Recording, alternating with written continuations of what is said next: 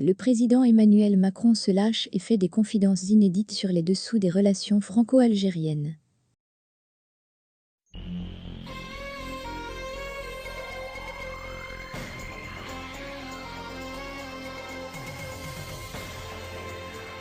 Le président Emmanuel Macron se lâche et fait des confidences inédites sur les dessous des relations franco-algériennes. Jeudi 30 septembre dernier, lors d'une réception organisée par l'Élysée au profit de jeunes Français d'origine algérienne, dont les parents ou les familles ont subi les séquelles de la guerre d'Algérie, le président français s'est félicité que la France se soit emparée des mémoires franco-algériennes.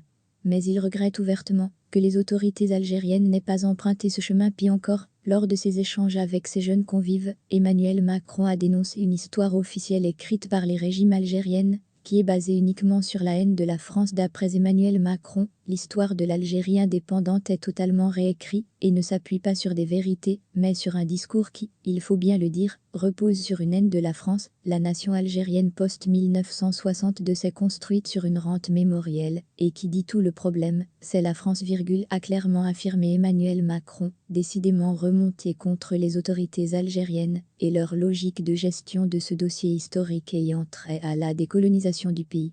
Emmanuel Macron a même pointé du doigt une réécriture de l'histoire qui l'inquiète particulièrement, et le président français a confié ses craintes à propos d'un renfermement de cette mémoire et un éloignement avec le peuple algérien.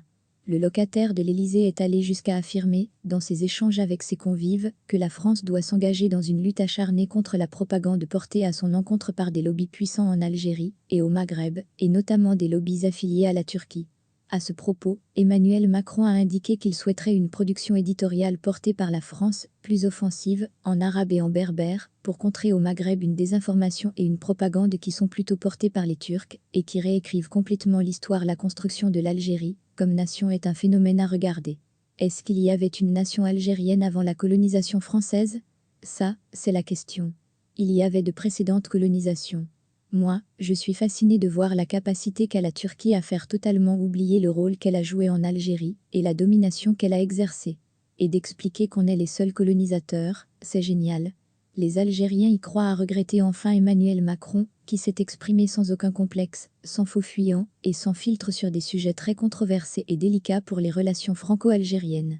Signalons en dernier lieu que jeudi 30 septembre, Macron a convié à l'Élysée, pendant 2 heures, 18 jeunes gens, français d'origine algérienne, binationaux et pour certains algériens, pour échanger librement sur l'héritage de la guerre d'Algérie, révèle à ce sujet, ce samedi 2 octobre, le prestigieux quotidien français, Le Monde, dont l'un des journalistes a pu assister à cette rencontre inédite pour nous rapporter son contenu.